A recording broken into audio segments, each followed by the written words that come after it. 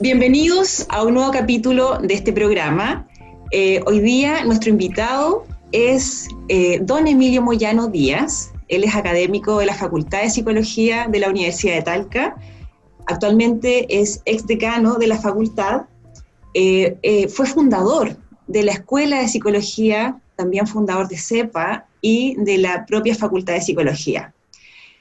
También les cuento que él es psicólogo social, él es doctor en psicología, él es investigador, ha realizado más de 60 artículos científicos y hoy nos acompaña para conversar respecto al rol activo de las personas mayores en nuestra sociedad. Bienvenido, don Emilio, a este espacio donde conversaremos sobre este interesante tema. Muchas gracias por la invitación, Natalia. Bueno, don Emilio, quisiera partir preguntando respecto a en qué consiste el concepto o la denominación de envejecimiento activo. Bueno, es un concepto que fue acuñado por la OMS en los 90 y tuvo el mérito, por así decir, de mirar el envejecimiento como un proceso no meramente biológico, que era el énfasis que había hasta esa época, sino que acentuando o poniendo la atención en los aspectos culturales, ¿no? Y agregar el componente psicológico y por lo tanto adoptar una mirada de enfoque biopsicosocial respecto de esta etapa de la vida de las personas. Entonces eso era superar el modelo estrictamente médico-biológico que ponía énfasis en la enfermedad, en las patologías, y incorporar las variables socioculturales, entendiendo en último término, y por decirlo según otros autores, que cada cultura genera su propio envejecimiento, y por lo tanto que siempre hay que mirar los aspectos culturales para entender bien el envejecimiento en cada lugar. Este enfoque se ha desarrollado principalmente en Europa. En Estados Unidos se ha desarrollado más el aspecto denominado de envejecimiento exitoso, que sigue poniendo el énfasis en los aspectos médicos, porque de los 3 criterios que establece el envejecimiento exitoso para los norteamericanos, 2 de ellos tienen que ver con la ausencia de patología y las buenas condiciones físicas, ¿no? Perfecto. Don Emilio, y con respecto a las políticas públicas, en nuestra sociedad, ¿de qué forma se ha podido promover desde la política pública el envejecimiento activo? Bueno, yo diría que hay como dos ejes.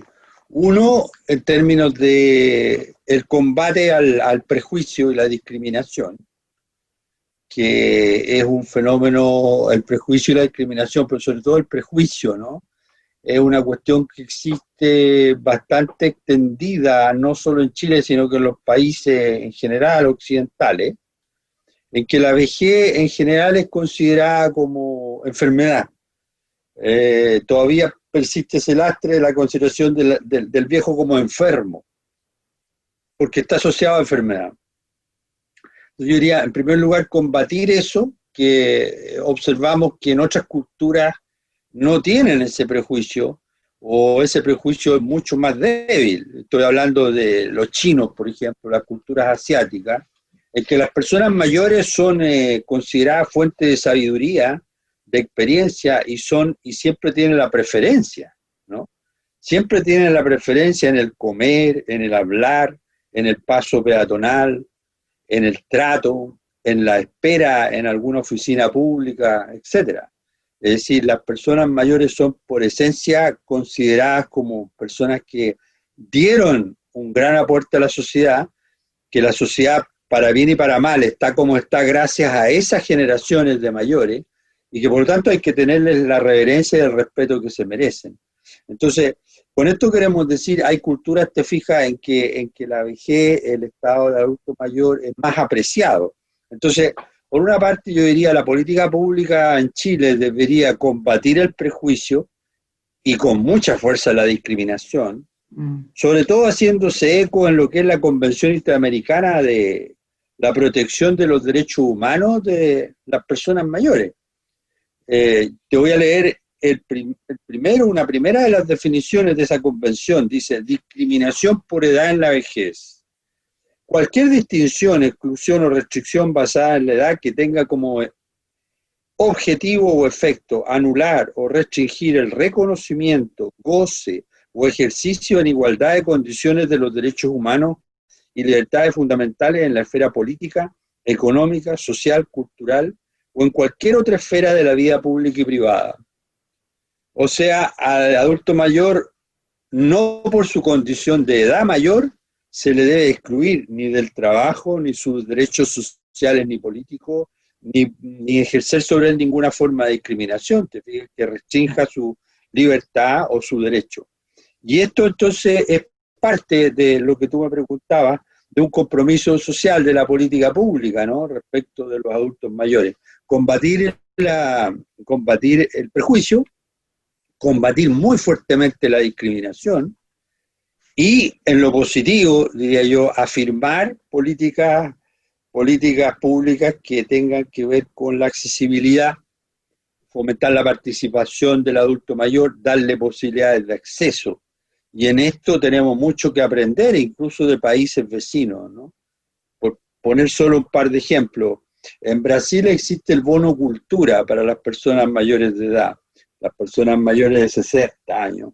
El bono cultura consiste en que el Estado te da $100 que tú lo inviertes como fracción o totalidad, como tú quieras, para los espectáculos culturales. Suponte ahora que hay espectáculos vía Zoom, vía telemática por el COVID, claro, que se compran por 5 o 6 mil pesos, asista usted al humorista X o a la obra de teatro X. Bueno, tú tienes $100, o sea, aproximadamente 75 mil pesos en el año, y tú puedes comprar entonces tu entrada al espectáculo haciendo uso de tu bono cultura que el Estado te da. ¿Te fijas? Eso lo hacen los brasileros, lo hacen desde hace años.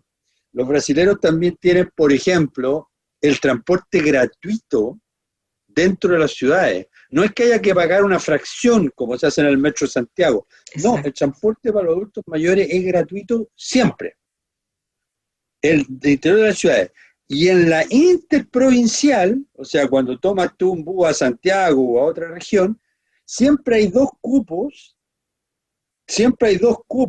en esos viajes que son reservados para adultos mayores a pasaje rebajado. Perfecto. Entonces, no se necesita ponerse demasiado ingenioso, si es cosa de mirar lo que hacen otros países y emularlo, ¿te fijas? Aquí ha costado tanto que nos den un pasaje gratis, más bien se hace una rebaja, no llega a ser generoso el tratamiento al adulto mayor. Pero así como hay esa iniciativa del bono cultura, el transporte, que no son además caprichos de la política pública en Brasil, sino que esto apunta a lo que hablábamos delante, Natalia, es decir, la asistencia a espectáculos de humor o de cultura que el adulto mayor elija, tiene que ver con su participación en la sociedad, que él se sienta parte, pero también tiene que ver con el estímulo a su funcionamiento cognitivo, ¿no? Exacto. Mientras que, por otra parte, las facilidades de transporte facilitan también el desplazamiento y el contacto social con otros, cuando va a visitar a sus familiares o va de paseo, ¿te fijas? Una de las políticas más exitosas probablemente en Chile respecto al adulto mayor, y que habría que hacerla cada vez más extensiva, etcétera, salvándolo del COVID-19, por cierto, que es una coyuntura tremenda, son los viajes de los adultos mayores, que ha tenido mucho éxito como política pública. Bueno, eso habría que generalizarlo, aumentarlo, ampliarlo, que la gente de provincia tenga las mismas posibilidades que la gente de Santiago, y esa es una buena política pública. Entonces yo diría que por el lado positivo, afirmativo, hay harto que hacer, hay un gran espacio de darle las oportunidades de participación a los adultos mayores, apoyarlos con bonos cultura, con bonos transporte, lo que facilita su participación. En lo local, también las posibilidades de participación, Natalia, en cursos, cursillos, actividad física, Actividad física apropiada para la edad. Los orientales tienen esta cosa magnífica del tai chi, por ejemplo, ¿no? Que tiene mucho que ver con la flexibilidad del cuerpo que tanto necesita el adulto mayor y que no es ejercicio de salir a trotar como lo puede hacer un joven, que no tiene mayor sentido en el adulto mayor, pero sí podría tener mucho sentido prácticas como el tai chi, el mindfulness y actividades semejantes que son de bajo costo, porque el tai chi finalmente, como lo hacen tú has visto los orientales, que los ponen en una plaza y llegan, no sé, 50, 100 personas con un profesor o dos, si son mucha gente que asiste, y se hacen gratuitamente estas actividades en el espacio público, ¿te fijas? Exacto. Entonces, Y eso es de bajo costo. El efecto maravilloso que tiene eso también, porque en el fondo potencia, como usted bien dice, el área física, el área socioemocional, el área cognitiva. Y frente a eso, me surge otra pregunta. ¿Qué variables o qué situaciones o factores están hoy día perjudicando esta posibilidad de fortalecer este envejecimiento activo o estas políticas públicas? ¿Qué está pasando ahí desde una mirada más social? Bueno, lo que hablamos un poco antes, el prejuicio y la discriminación, y pongámoslo en otros términos también algo que contribuye, que es la sobrevalorización de la juventud. Yo era muy joven cuando me llamaba la atención, viajé muy tempranamente en líneas aéreas europeas y latinoamericanas, y me llamaba mucho la atención, te estoy hablando de 50 años atrás, en las líneas aéreas europeas las azafatas eran mayores, de 40 años, de 50 años, sin problema. Las azafatas de LAN Chile en esa época eran todas niñitas de 25 años. Y eso sigue siendo bastante así. Entonces, ¿qué hay ahí? Hay algo cultural, ¿no es cierto? Que se entiende que la azafata debe ser una niña buena moza y joven, ¿no? Además va a ser entrenada como azafata, los mecanismos de seguridad y todo eso, por cierto. Claro. Pero en la concepción europea no es así. Segundo, las lectoras de noticias en la televisión. Lo mismo. Exactamente lo mismo. Pasan cierta edad y dejan de ser buenas periodistas, dejan de ser buenas lectoras de noticias, ¿te ves? Lo que es una ridiculez. Se les invalida las otras áreas automáticamente. Claro, y muestra el prejuicio y muestra la sobrevaloración de algo. Porque uno podría decir, mira, no es prejuicio, no es que rechacemos a las mujeres mayores, sino que preferimos a las jóvenes. Sí, pero eso te dice algo de esa sociedad. Te dice que se sobrevalora la juventud. Exacto. Y que si ya pasaste los 85, 40, tienes alguna arruguita, ya no estás para aparecer en pantalla, en close-up, leyendo noticias. Lo que es absurdo, ¿te fijas? Exacto. Lo que es tremendamente absurdo y que entre otras cosas tiene una televisión chilena gritona, que las periodistas gritan creyendo que con eso llaman la atención del público y se hace, además le ponen música muchas veces en los programas, lo que genera una situación muy desagradable. Uno ve la televisión europea y es otra cosa, ¿no? Otra cosa. Entonces, bueno, eso es un ejemplo, Natalia, de formas indirectas de educar a la población respecto a lo que es la adultez mayor. Mire, la persona está leyendo las noticias, tiene 50 años, tiene 60 años y qué bien lee, qué tranquilidad que transmite cuando lee las noticias, qué madurez tiene, cómo no se atropella con las palabras, habla pausado, eso ya nos tranquiliza, eso ya es bueno. Y mira, una persona mayor que tiene experiencia y que podrá probablemente comentar incluso alguna noticia por la experiencia que tiene y el conocimiento extenso que tiene. Exacto. Porque los jóvenes no saben, entonces de repente cuentan algo como si fuera la novedad del año, como si fuera una cosa increíble, y bueno, y no es así, ¿no es cierto? Entonces ahí viene un poco la regulación emocional que los viejos tienen también acendrada, y que manejan tanto mejor, y que pueden transmitir más tranquilidad, más armonía en la lectura de noticias o en otros eventos, ¿no? Exacto. Esos son algunos ejemplos de, un poco tú decías, factores que atentan contra, ¿no es cierto? Bueno, la sobrevaloración de la juventud es uno. Y es uno que está muy fuertemente extendido en nuestras sociedades. Exacto. Y si hablamos de compromiso social, pero ya a un nivel más comunitario, ¿cuáles podrían ser algunos ejemplos para poder potenciar este compromiso social tanto en la mantención como en el aumento de este envejecimiento activo para las personas mayores? Bueno, a nivel comunitario, y ahora estamos nosotros haciendo las correcciones a un artículo justamente sobre la participación comunitaria y el bienestar en los adultos mayores en Chile. Y hemos observado lo siguiente, se puede adelantar de ese artículo. Hemos observado que la participación en las juntas de vecinos, en las organizaciones más estrechamente ligadas al barrio, tienen un impacto muy importante sobre el bienestar, más que la participación en partidos políticos o en organizaciones extrabarriales, ¿no? Entonces eso muestra un camino bien interesante, el camino de que deberíamos fortalecer las organizaciones locales, entendiendo por organizaciones locales las antiguas, antiquísimas juntas de vecinos, que parecen ser unidades territoriales de mucha significación y de mucha posibilidad, en la que se pueden implementar actividades para los adultos mayores. Y porque además pueden estar controladas por adultos mayores, que tienen la experiencia del barrio, que tienen la memoria histórica de un territorio, de cosas que se han hecho y que no se han hecho, etcétera. Lo hemos visto, qué sé yo, en distintos barrios en Talca, en el barrio Las Heras, por ejemplo, que es una comunidad que ha tenido una experiencia bien interesante de coexistencia de vecinos históricos versus los jóvenes que se han incorporado a estos condominios nuevos de 4 o 5 pisos que están armados.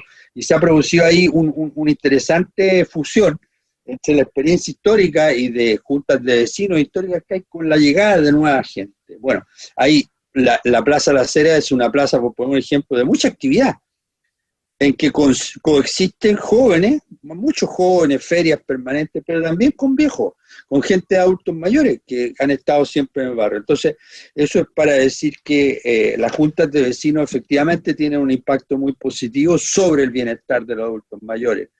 Ahora, los grupos religiosos también lo tienen, ¿eh? Tienen un impacto, la gente que participa en grupos de iglesia, da lo mismo la iglesia de que se trate, el asunto es el encuentro, ¿no?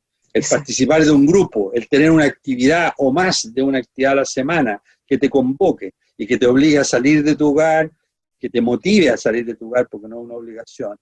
En esto también hay que ser muy claro, Natalia. A veces, de una manera ingenua, los animadores o las personas encargadas de adultos mayores o que promueven actividades de adultos mayores obligan y presionan mucho a los adultos mayores para que participen. No, si usted tiene que participar, eso le va a hacer bien. Pero también hemos visto, en nuestro artículo también hemos encontrado en los datos, que y esto tiene su correlato con otras investigaciones en Japón y en China, que es contraproducente obligar a los adultos mayores a participar en actividades. O sea, está bien el enfoque del envejecimiento activo que tiene mucho que ver con la participación social, pero no obliguen nunca a un adulto mayor a hacer algo que no quiere. Eso genera mucho malestar y es una forma de maltrato incluso, ¿no? Claro, y se atenta contra su autonomía. Hay que tener mucho cuidado de no obligar al adulto mayor, sino que ofrecerle un menú de actividades y que él elija lo que quiere y lo que no quiere hacer. Agrego esto, Natalia, porque la participación social es un elemento clave hoy día alrededor del envejecimiento activo. Y hay muchas formas de participación social y se discute, porque no se conoce, no hemos identificado todavía exactamente cuáles serían las mejores formas de participación social que más bienestar provocan. No lo sabemos muy bien. En este artículo avanzamos diciendo que, mire, la junta de vecinos genera más bienestar que la participación en grupos extravecinales, extrabarriales. Entonces tiene mucho que ver con la proximidad del grupo a la vivienda, tiene que ver mucho con la proximidad del grupo al barrio, ¿no? Entonces, eso vamos sabiendo poco a poco qué tipos de grupos serían los que facilitan el bienestar vía participación social y qué tipo de actividades también, sobre lo cual hay mucho que investigar. Perfecto. Y lo que sí está claro, pareciera ser que el envejecimiento activo está relacionado con el factor de la socialización. Pareciera ser que el aislamiento atentaría de alguna forma contra este desarrollo óptimo de envejecimiento activo. ¿Es así, don Emilio? Bueno, mira, uno de los riesgos de la adultez mayor es la soledad. Es un riesgo no solo para adultos mayores, ¿no es cierto? Es para cualquier ser humano. Los seres humanos somos seres sociales y por lo tanto la soledad no querida, no buscada, porque es totalmente legítimo que tú quieras estar solo y que disfrutes tu soledad. Pero cuando estamos hablando de una soledad que no fue por opción, sino que es por dejación de los otros, o porque efectivamente estás solo en el mundo, porque se han muerto tus amigos y tu familia, o tu familia es muy reducida y está lejos, no es buena para el bienestar del adulto mayor. Entonces, claro, a cualquier evento es mejor no sufrir de soledad. La soledad trae aparejado tristeza, sentimientos y de tristeza y síntomas de depresión.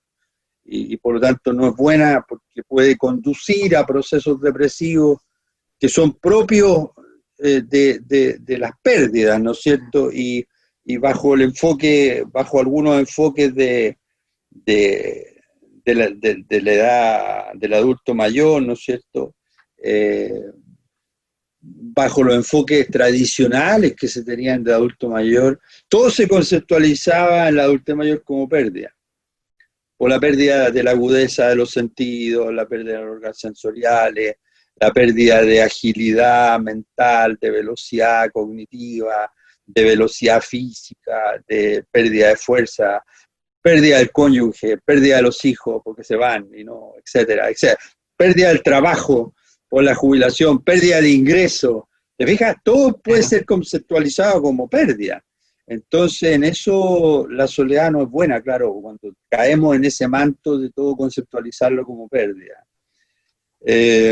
No sé muy bien cuál era tu pregunta, si te estoy contestando bien No, tu sí. pregunta. En el fondo tiene que ver justamente con esa idea, en el fondo, de ir tratando de ir mirando, ¿cierto?, cómo este envejecimiento de alguna forma, por una parte se puede ver potenciado, ¿cierto?, y por otra parte cómo se puede ir viendo afectado digamos, en estas prácticas que tenemos como sociedad. Ahora, me surge otra pregunta, don Emilio, y que tiene que ver con el tema de la pandemia. Sí. Se está hablando de un concepto bastante novedoso, que es la idea de la crisis movilizadora. Pareciera ser que la pandemia no solamente trajo efectos negativos, sino que también efectos positivos. Y es aquel fortalecimiento que emerge en todos nosotros cuando estamos en este tipo de situaciones, que pueden ser muy críticas, pero que nos llevan al cambio. Podríamos pensar que tal vez la pandemia ha generado en las personas mayores esta crisis movilizadora en donde a lo mejor los impulsa, los empuja a redefinir su rol, un rol familiar distinto, en donde comienzan a asumir rol de cuidadores de sus nietos, para quienes tienen nietos, o a lo mejor redefinir otras fuentes laborales. ¿Qué pasa ahí con la persona mayor? ¿Qué está pasando ahí en términos de crisis movilizadora? Bueno, voy a hacer un pequeño preámbulo para tratar de contestar la pregunta desde antes de introducirme al tema del COVID. Primero, destacar que nosotros tenemos como país aproximadamente un 19% de población adulta mayor. Eso es importante saber, que vamos en crecimiento los adultos mayores y que cuando tú seas adulto mayor, Natalia, va a haber 1 de cada 4 chilenos que son adultos mayores. Es decir, vamos a subir al 25%, ¿no? Esto, entre otras cosas, se refleja en que el 40% de los hogares tiene a lo menos un adulto mayor en Chile, ¿no? Entonces, tenemos una gran cada vez mayor presencia del adulto mayor, por las razones que conocemos, avances de la medicina, aumento de la expectativa de vida. Chile tiene un muy buen nivel de expectativa de vida, más allá del COVID, ¿no es cierto? Un país que ha aumentado mucho su expectativa de vida, etcétera.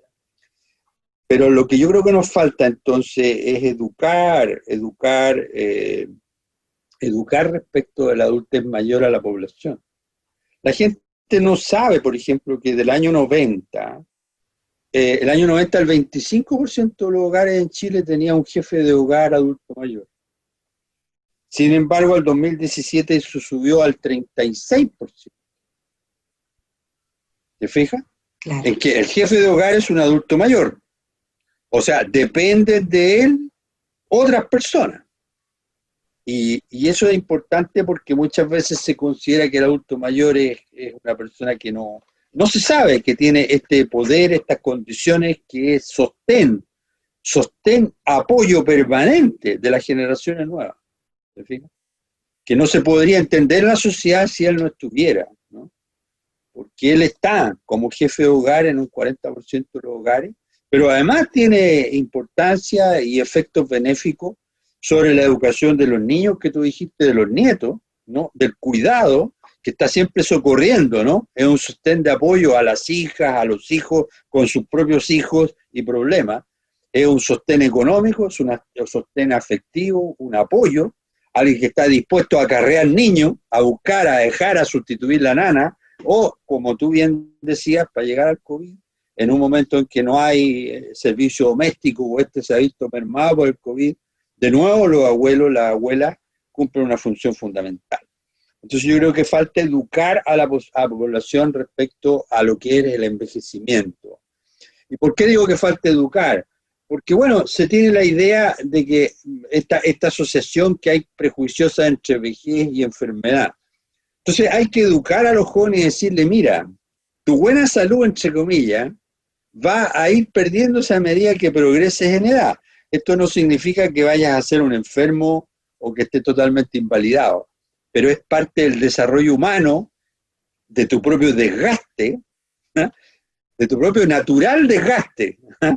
Más allá de si has maltratado tu cuerpo o no, con cigarrillo, con alcohol, etcétera, con tu mala alimentación, pero es un natural desgaste por el solo mero paso del tiempo, porque eso es la vida. El envejecimiento es la sumatoria de impactos y efectos que tiene el mero paso del tiempo sobre tu cuerpo. Y por lo tanto, todos van a estar expuestos a que al final de su vida, en sus últimos 20 años de vida, tengan lo que llamamos achaques, tengan un envejecimiento que tiene que ver con el deterioro, el desgaste, la pérdida de agudeza, de funciones, de rapidez, de fuerza, de velocidad, que acompaña este proceso. Entonces hay que educar a la gente respecto de eso, ¿te fijas? Exacto. Educarlo de que es completamente natural. Y evitar el paternalismo del abuelito, porque hoy día hay abuelitos que tienen 35, 45 años, ¿me entiendes? No tiene nada que ver ser abuelo con ser viejo. Exacto. Son cosas distintas, ¿no? Dejarse del paternalismo de los abuelitos, no, son adultos mayores, ¿te fijas? Adultos mayores de los cuales dependen muchos otros por su estabilidad económica o por su estabilidad emocional. Entonces, ¿qué pasa con la pandemia y tu pregunta de las posibilidades de crecimiento, ¿no? De florecimiento, hablan algunos psicólogos incluso? Bueno, sin duda que yo creo que ha habido, ahora yo no me atrevería a llamarlo tan positivamente ni tan extendidamente como eso. Yo creo que no hay que olvidar de que los que más se mueren son los adultos mayores con esta pandemia. Y por lo tanto, para un adulto mayor esto no es chiste, digamos. O sea, como parece ser mucho más frívolamente asumido por algunos grupos poblacionales más jóvenes, que parece no importarle mucho porque son jóvenes, tienen mejores resistencias a este problema. Entonces, para los adultos mayores es un tema vida o muerte, o sea, dada la condición física en la que ya están, que muchos de ellos tienen enfermedades crónicas como hipertensión, diabetes, problemas cardiológicos, etcétera.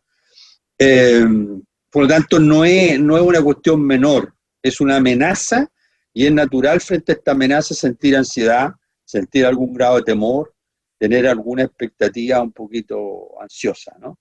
No es raro eso, es normal. Entonces, Salvando eso, Natalia, yo diría, claro, tú puedes rescatar algunos elementos que pueden ser considerados positivos en este contexto trágico.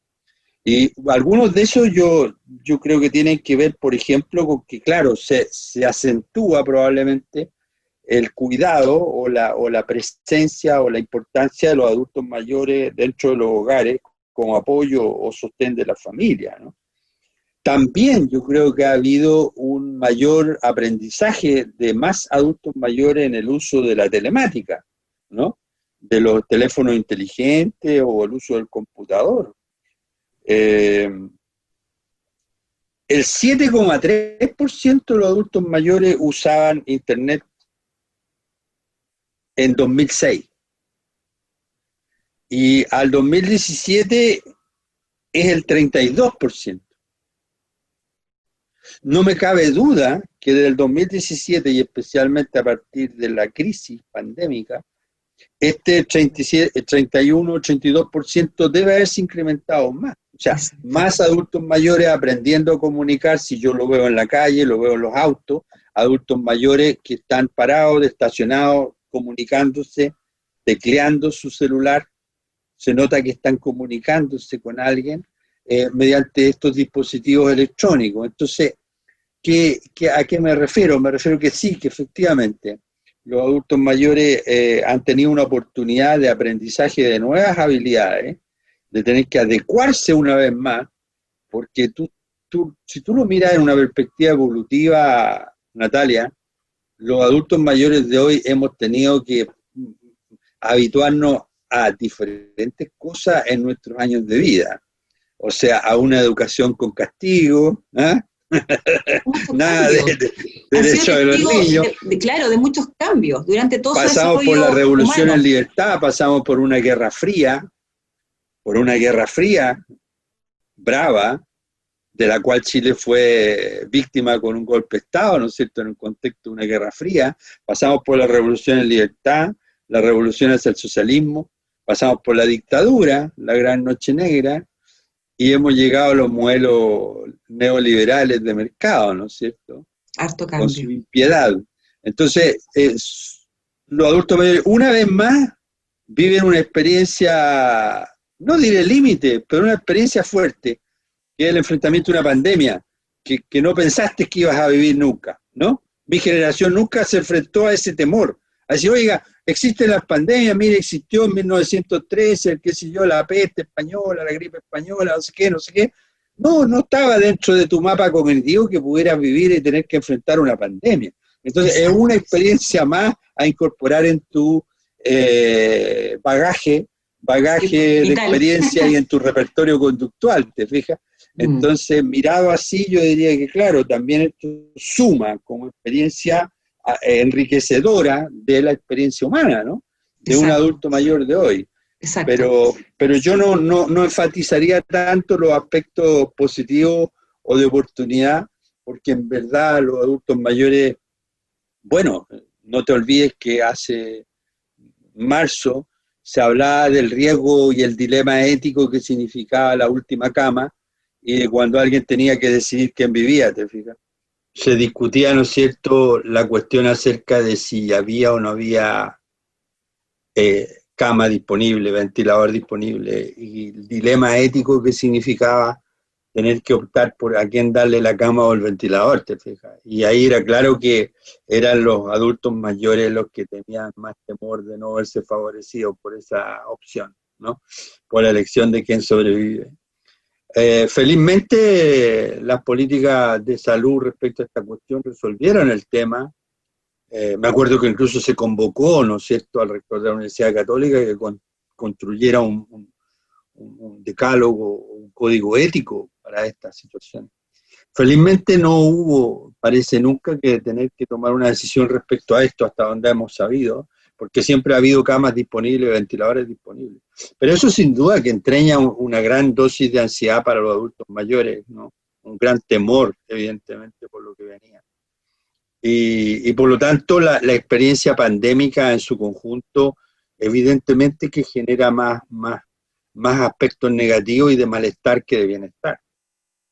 Lo que no implica, claro, que rescatar algunos componentes como los que señalábamos delante, en que ya sea se acentúa el positivo rol que los adultos mayores tienen en la sociedad de cuidado de terceros o de apoyo, ¿no es cierto?, a los más jóvenes, o el uso incrementado de la telemática, del aprendizaje de Internet, que son aspectos, por cierto, positivos respecto a esta cuestión. Así que yo diría que sí, que están las dos caras de la moneda como siempre. También quisiera decir que cuando hacíamos la referencia en antes a una generación que le ha tocado vivir muchas cosas, tampoco estamos victimizándola, es decir, las generaciones anteriores de inicio de mediados del siglo XX les tocaron vivir, bueno, indirectamente guerras mundiales, pero también les tocó vivir, ¿no es cierto?, la guerra del Pacífico a una generación, la guerra civil, que fueron eventos muy traumáticos, por cierto, de alta intensidad, ¿no es cierto? Entonces no se trata de victimizar a esta generación, simplemente cuando hacía la reflexión de Nantes era en un sentido más propositivo, es decir, bueno, a los adultos mayores ahora les ha tocado una pandemia que no habíamos vivido antes y es una experiencia nueva para una generación, ¿no? Y debería haber ahí un aprendizaje colectivo y un aprendizaje que se transmita, ojalá, transgeneracionalmente, ¿no es cierto? Exacto. Ojalá podamos aprender de esta pandemia cosa y Exacto. vamos a transmitírsela a la nueva generación. Y sobre todo la capacidad de adaptación que esa generación ha tenido, digamos. Esta generación de personas adultas o personas mayores que hoy día están, digamos, en esa etapa, lo que más se destaca de ellos es justamente la gran diversidad de desafíos que han tenido que asumir y la alta capacidad de adaptación. Eso es muy característico. Sí. Ahora, don Emilio, para finalizar este capítulo, ha estado muy interesante.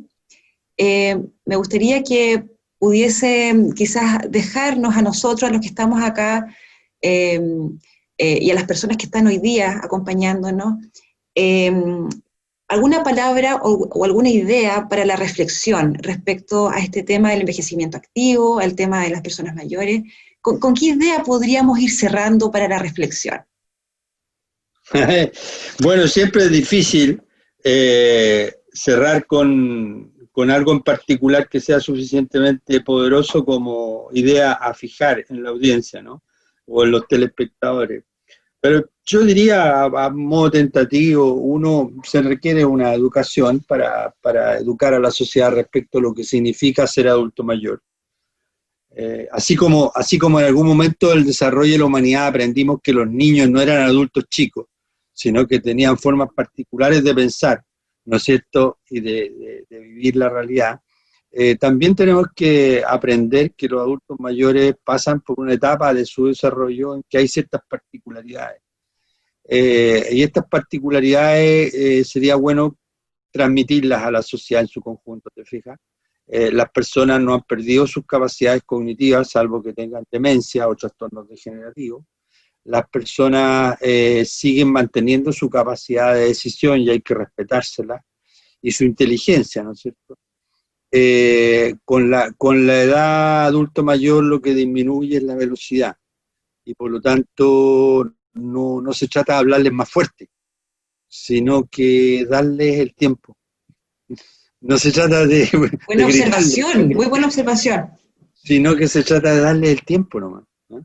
Darle el tiempo, o sea, una sociedad un poco más pausada respecto a su trato, porque tienen la misma inteligencia que su interlocutor joven, ¿no? Y sobre todo tienen infinita más experiencia, pero requieren más tiempo para aprender cosas nuevas. No es que no aprendan los adultos mayores, y eso es muy importante que la sociedad lo sepa, son capaces de aprender cualquier cosa. Lo único es que necesitan más tiempo. Exacto. Solo eso, necesitan más tiempo nomás.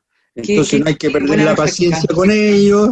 Las personas que los cuidan o que tratan con ellos deben entender eso, que es parte de la psicología humana.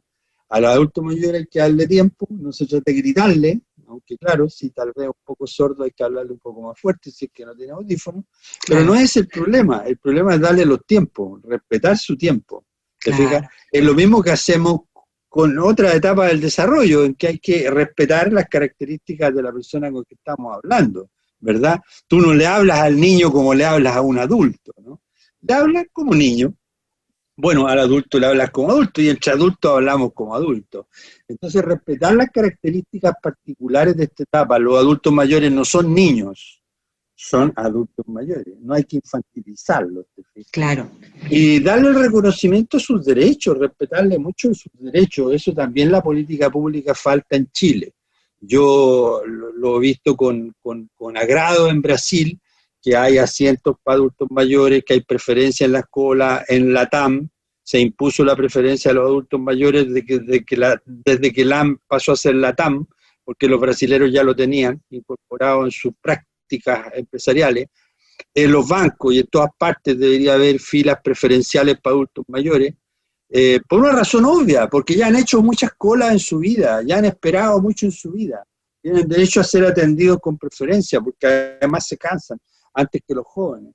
Entonces, todo eso es un gran espacio para hacerle la vida de los adultos mayores con mayor bienestar en nuestro país.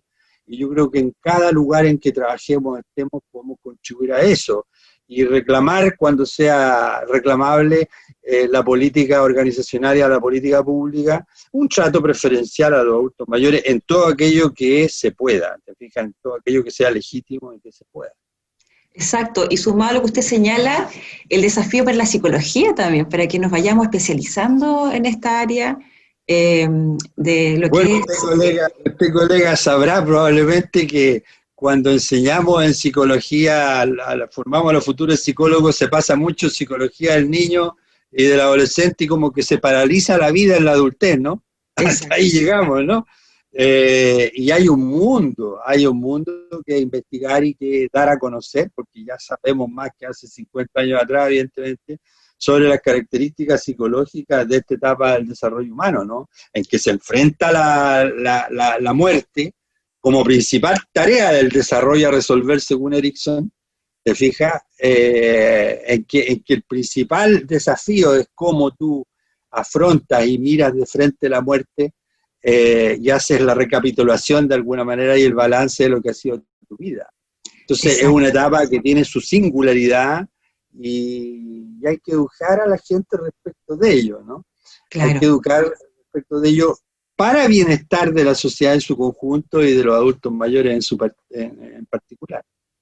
Claro, y nosotros como disciplina, ¿cierto? También ir especializándonos mucho más en lo que es esta etapa, hacer más investigaciones también, y desde ahí comenzar a acompañar y a fortalecer mucho más el conocimiento de la comunidad, educar desde ahí también. Don Emilio. La gerontología es una disciplina multidisciplinaria. La gerontología converge en las ciencias sociales y otro en el estudio del envejecimiento. Y por lo tanto hay un gran espacio ahí de desarrollo para los psicólogos. Qué importante lo que está mencionando. Exacto, o sea, en el fondo hoy día estamos viendo que una rama de la psicología se está yendo para allá, ¿cierto? Estamos ahí trabajando desde una mirada más multidisciplinaria, haciendo este estudio de lo que es esta etapa de adultez mayor y la importancia que la psicología también forme parte de ello.